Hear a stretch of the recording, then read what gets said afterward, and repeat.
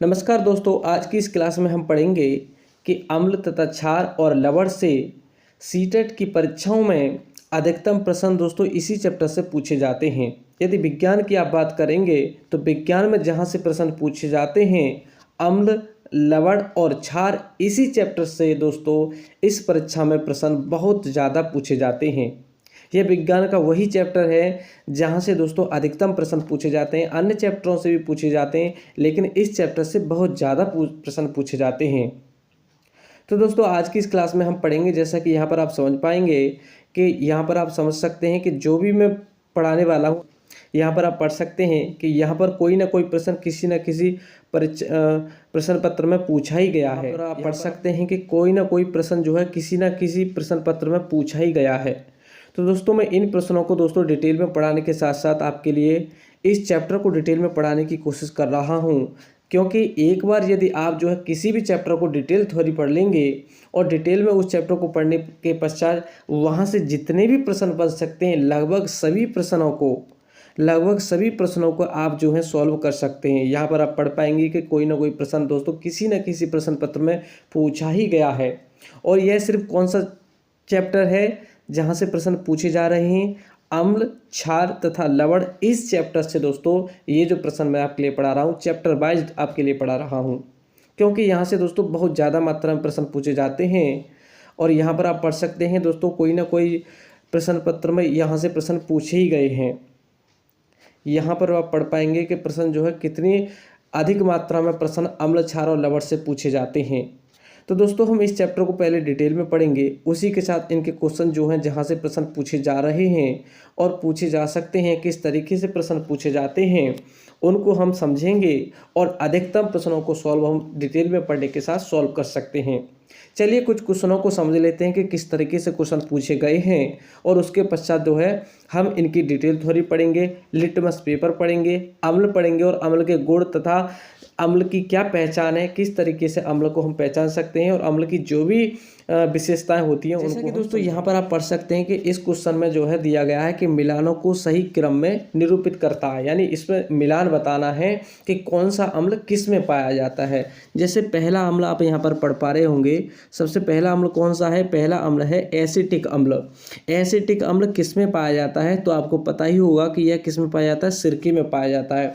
मैंने एक वीडियो में आपके लिए पढ़ाया था कि ये जो है जैसे कि ऑक्जेलिक अम्ल है, ऑक्जेलिक अम्ल जो है किस में पाया जाता है? पालक में पाया जाता है। किस में पाया जाता है? पालक में पाया जाता है। लैक्टिक अम्ल तो दूध, दही इनमें ही पाया जाता है, तो ये इसका हो गया। और एक होता है एस्कार्बिक अम्ल जिसको विटामिन सी कहा जाता है। विटामिन सी किसमें होता है? खट्टे पदार्थों में अधिकतम पाया जाता है। जैसे नींबू है तो नींबू में क्या होगा? विटामिन सी होगा। आंवला में कौन सा होगा? विटामिन सी होगा। यदि आंवला में पूछा जाए तो आंवला में भी विटामिन सी ही होता है। तो इसके मिलान किस तरीके से करने हैं अब यहाँ पर हम चेक करते हैं। यहाँ पर आप समझ पाएंगे कि जैसा कि यहाँ पर पढ़ेंगे आपके एसिटिक जो अम्ल होता है जिसका CH3COOH ये फॉर्मूला होता है। क्या होता है? CH3COOH एसिटिक अम्ल होता है जिसको सिरका कहा जाता है। वैसे तो सिरका का ही जो फॉर्मूला होता है जिसको रासायनिक रूप में एसिटिक अम्ल कहा जाता है। तो आगे हम समझेंगे लैक्टिक अम्ल। लैक्टिक अम्ल कहाँ पर होता है? खट्टे जो जैसे दूध, दही होता है इनमें पाया जाता है। ऑक्जेलिक अम्ल कहाँ होता है? पालक में होता है। एस्कार्बिक अम्ल कहाँ होता है? नींबू में। और इसी के साथ आंवला में भी याद रखेंगे, किसमें? आंवला में भी क्या पाया जाता है? विटामिन सी। विटामिन सी का नाम क्या होता है? एस्कार्बिक अम्ल कहते हैं। तो इसको क्या कहा जाता है? एस्कॉर्बिक अम्ल भी कहा जाता है। चलिए आगे समझते हैं। जैसा कि यहाँ पर आप पढ़ पाएंगे इस क्वेश्चन में पूछा गया है। यहाँ पर दोस्तों ये क्वेश्चन तो बड़ा लग रहा है आपके लिए, लेकिन जैसे ही आप पढ़ोगे तो यहाँ पर आप समझ जाएंगे। आपके लिए एक हिंट दी गई है।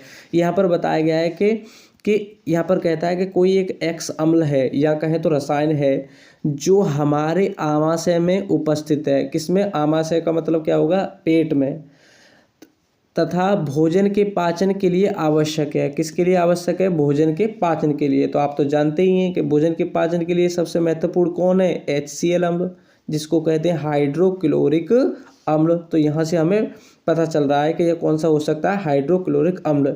लेकिन अभी थोड़ा सा बताया गया है, आगे बढ़ते हैं।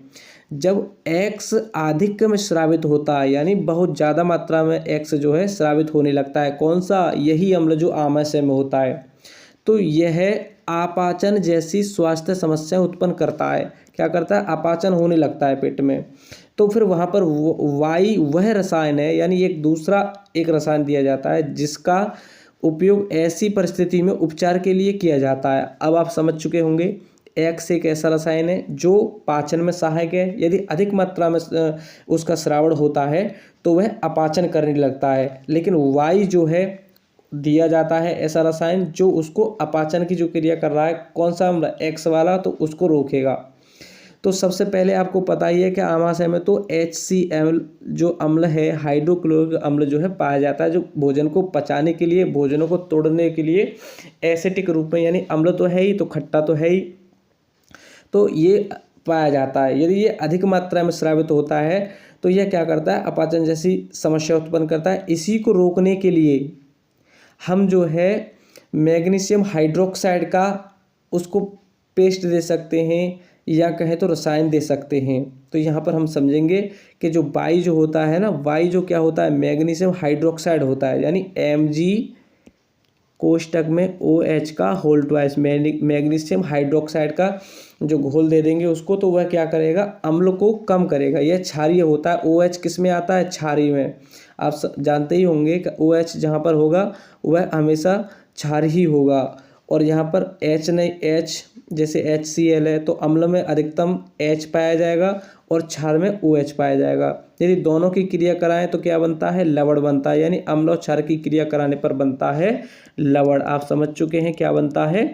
लवण बनता है। इसी प्रकार मैग्नीशियम हाइड्रोक्साइड जो है, जिसको मिल्क ऑफ मैग्नीशिया भी कहा जाता है, तो वह जो है अम्लता को दूर करता है, यानी एंटी एसिटिक होता है। क्या होता है? एंटी एसिटिक का मतलब अम्ल की जो है अम्लता को दूर करता है। यहाँ पर आप पढ़ सकते हैं कि यहाँ पर उसका सॉल्यूशन बताया गया है कि X एक हाइड्रोक्लोरिक अम्ल है। मैंने अभी आपके लिए बताया कि HCl अम्ल कहाँ होता है? हमारे आमाशय में होता है। आमाशय का मतलब क्या हो गया? पेट, यानी कहें तो स्टोमाच भी कहा जाता है।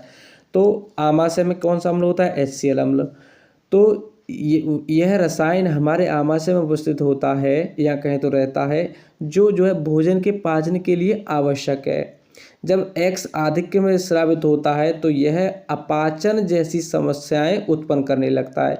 वाई रसायन का उपयोग किया जाता है जिसे मिल्क ऑफ मैग्नीशिया कहा जाता है, यानी ये जब हम मिल्क ऑफ मैग्नीशिया का मतलब क्या है? MgOH का होल ट्वाइस।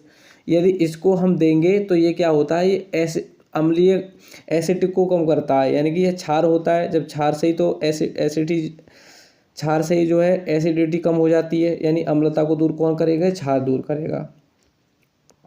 इसी तरीके से अगला क्वेश्चन पढ़ते हैं। बहुत ही ज़्यादा प्रश्न पूछा गया है। यहाँ पर आप पढ़ेंगे कि चींटी के डंक में कौन सा अम्ल पाया जाता है। यहाँ से प्रश्न बहुत ज़्यादा पूछा गया है, बहुत बार अन्य परीक्षाओं में भी पूछा जाता है, तो शायद ये आपको पता हो, लेकिन इसका मैं फॉर्मूला बताता हूँ आपको क्या होता है। तो चींटी के जो डंक में जो पाया जाता है, या कहें तो मधुमक्खी के डंक में भी यही पाया जाता है। तो फॉर्मिक अम्ल होता है जिसका फॉर्मूला होता है HCOOH। क्या होता है? HCOOH, जिसको फॉर्मिक अम्ल कहते हैं, या कहें तो इसका जो रासायनिक नाम है वह होता है मीथेनोइक अम्ल, क्योंकि COOH लगा हुआ है इसलिए मीथेनोइक भी अम्ल कहा जाता है। वैसे तो इसका सारा नाम फॉर्मिक अम्ल कहते हैं। क्या कहते हैं? फॉर्मिक अम्ल, जो कि चींटी के डंक में, मधुमक्खी के डंक में पाया जाता है। आगे समझते हैं। जैसे कि यहाँ पर आप पढ़ेंगे कि यहाँ पर अन्य जो क्वेश्चन है यहाँ पर बताया गया है, यहाँ पढ़ेंगे कि मैग्नीशियम हाइड्रोक्साइड, जिसको मैग्नीशियम हाइड्रोक्साइड जैसे कि आप लिखा हुआ पढ़ पा रहे हैं MgOH का होल ट्वाइस का उपयोग किस में किया जाता है। अभी मैंने आपके लिए बताया था कि मिल्क ऑफ मैग्नीशिया, या कहे तो मैग्नीशियम हाइड्रोक्साइड, ये क्या करता है? ये क्षारीय होता है। तो क्षार का प्रयोग किस में होगा? अम्ल की अम्लता को दूर करने में, क्योंकि दोनों के प्रयोग से क्या बनता है? लवण बनता है। तो इसका प्रयोग किस में होगा? देखिए यहाँ पर पहला है प्रति अम्ल के रूप में, किण्वन के रूप में, दूसरा है ऑक्सीकारक के रूप में, और अगला है अपचायी के रूप में। अपचायी का इन दोनों का तो कोई मतलब नहीं है। अब ऑक्सीकारक के प्रति अम्ल, अम्ल का उल्टा क्या हो गया? प्रति अम्ल। तो इसी प्रकार आप समझेंगे कि प्रति अम्ल के रूप में इसका प्रयोग किया जाता है, क्योंकि यह क्या होता है, क्षारीय प्रकृति का होता है। क्या होता है, क्षारीय प्रकृति का होता है। अगला क्वेश्चन आप समझेंगे, यहाँ पर आप पढ़ पाएंगे कि आपके पास 3 परख नलियाँ हैं, यानी टेस्ट ट्यूब हैं। जैसे कि आप यहाँ पर समझ सकते हैं, जिस तरीके की जो टेस्ट ट्यूब होती हैं, वो टेस्ट ट्यूब कितनी है, 3 हैं, और उनमें क्या भरा हुआ है, जो 3 विभिन्न विलयनों से आधी आधी भरी है, उनमें 3 तरह के विलयन भरे हैं। किसी भी तरह के हो सकते हैं, जैसे एक्स में सोडियम क्लोराइड विलयन, यानी पहले में क्या है, पहले में आप समझेंगे, पहले में क्या है, सोडियम क्लोराइड का मतलब क्या होता है, NaCl, सोडियम क्लोराइड हो गया, यानी ये तो लवण होता है। दूसरे वाई में जो है सोडियम हाइड्रोक्साइड, NaOH, OH क्या हो गया, इसका मतलब OH आ गया, तो ये क्या हो गया, एक क्षार हो गया। जेड में जो है तनि हाइड्रोक्लोरिक अम्ल, यानी कहें तो HCl अम्ल जो है तीसरी में है। तो ये कहता है प्रत्येक विलयन में फिनोल्फथेलिन विलयन की 1 बूंद डालने पर आप यह परीक्षण करेंगे कि परख नली में भरे विलयन इस प्रकार दिखाई देते हैं। यानी इन सभी विलयन में, कौन कौन से विलयन में, पहले में कौन सा था, पहले में क्या था, NaCl सोडियम क्लोराइड, दूसरे में था NaOH सोडियम हाइड्रोक्साइड, अगले में क्या है, HCl। तो इस तरीके से 3 जो है विलयन भरे हुए हैं टेस्ट ट्यूब में, और इसमें क्या डाली जा रही है, फिनोल्फथेलिन डाली जा रही है। क्या डाली जा रही है, फिनोल्फथेलिन। तो यहाँ पर आप समझ पाएंगे कि इसमें जो है बहुत ही सिंपल बताया गया है कि इसमें कोई जो है आपके लिए रटने की ज़रूरत नहीं है। पर आप समझ सकते हैं कि फिनोल्फथेलिन जो है एक कमज़ोर अम्ल होता है, या कहें तो एसिड होता है, इसलिए यह अम्लीय परीक्षण में रंगहीन रहता है। तो अम्ल कौन सा है, HCl अम्ल। HCl अम्ल कहाँ पर है, वाई में, तो वहाँ पर रंगहीन विलयन मिलेगा हमें। वाई में क्या मिलेगा, सॉरी जेड में, किसमें, लास्ट वाले में था, तो जेड में क्या मिलेगा हमें, रंगहीन ही मिलेगा। अब दूसरा है मूल परीक्षण में गुलाबी, चूँकि NaCl जैसे कि क्या है, NaCl, दूसरे में है NaOH, और तीसरे में है HCl। तो जो फिनोल्फथेलिन जो होता है दोस्तों, ये वाला जो फिनोल्फथेलिन है, यदि किसी लवण में डालेंगे तो लवण तो कैसा होता है, उदासीन होता है, ना अम्लीय ना क्षारीय। तो पहले में क्या रहेगा, सबसे पहले में तो X तो रंगहीन ही रहेगा, रंगहीन 2 में है, तो 2 में से 1 को चुनेंगे। अब दूसरा देखते हैं, लास्ट वाले से हमें पता चल जाएगा कि अम्ल में यदि हम किसको डालेंगे, फिनोल्फथेलिन को डालेंगे, तो भी रंगहीन ही होता है अम्ल में फिनोल्फथेलिन का रंग कैसा होता है, रंगहीन ही रहता है। तो दोस्तों पहले रंगहीन बाद में रंगीन, तो इस वाले ऑप्शन में ही पहले रंगीन है और बाद में भी रंगीन है, क्योंकि यह जेड वाला था। अब बीच वाला जो क्या होता है, यह एक क्षार है, क्या है, एक क्षार है। तो क्षार की प्रकृति ऐसी होती है, फिनोल्फथेलिन उसमें डालने पर वह गुलाबी रंग का परीक्षण देता है। कैसे देता है, गुलाबी रंग का परीक्षण देता है। तो इस तरीके से दोस्तों आप समझ सकते हैं, फिनोल्फथेलिन एक कमजोर एसिड है, यानी कि यह अम्ल है। तो अम्ल में अम्ल मिलाएंगे तो कैसा रहेगा, रंगहीन ही रहेगा। कैसा रहेगा, रंगहीन, जो कि जेड में था विलयन, HCl अम्ल। कौन सा था, HCl अम्ल दूसरा था, इसीलिए यह अम्लीय प्रकृति का प्रेक्षण में रंगहीन रहता है। तो जेड में कैसा हो गया, रंगहीन हो गया, इस वाले ऑप्शन में दिया है। दूसरा है NaCl तटस्थ है, क्योंकि यह तो ना तो अम्लीय है और ना तो क्षारीय है, तो यह भी जो है कैसा रहेगा, रंगीन ही रहेगा। अगला क्वेश्चन है, जो यह भी क्वेश्चन बहुत बार परीक्षाओं में पूछा गया है और बहुत ज़्यादा जो है अन्य पेपरों में भी यह प्रश्न पूछा जाता है। जैसे टार्टरिक जो अम्ल है किस में पाया जाता है, यह दोस्तों मैंने एक प्रीवियस क्लास पढ़ाई थी, उस क्लास में भी मैंने दोस्तों इसको बताया था, और यहाँ पर भी हम आगे डिटेल में पढ़ेंगे। अभी मैं आपके लिए समझाऊंगा। तो यदि दोस्तों आपने हमारे इस चैनल को सब्सक्राइब नहीं किया है तो प्लीज़ आपसे रिक्वेस्ट है कि चैनल को सब्सक्राइब ज़रूर कर लें। आपको पता ही होगा कि मेरा जो दूसरा चैनल है उस पर क्लासें अपलोड नहीं हो पा रही हैं, और यह जो दोस्तों अन्य चैनल है, इसी चैनल को दोस्तों आप थोड़ा सा सब्सक्राइब करके सपोर्ट करें।